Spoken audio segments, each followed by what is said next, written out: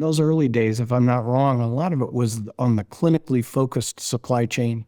How did you provide a lot of leadership. How did you get that alignment, get that agreement at academic medical center back in the day? I know Vanderbilt's expanded a lot, but on that day, that's a tough sled.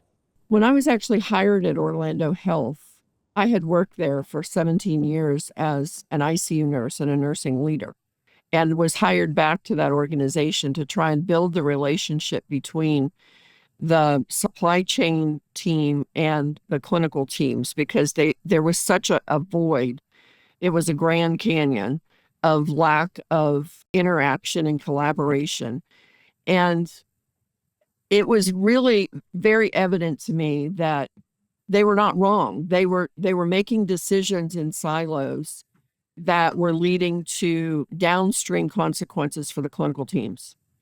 And they were not getting any input. They were not having any engagement. And so it was easy for me there, because I had all those relationships, to start having those conversations and start bringing physicians and nursing and other departments into the conversation with the team that I was responsible for, which was all of contracting at that time, essentially, and was given a charge to try and think about, how do we do something formally.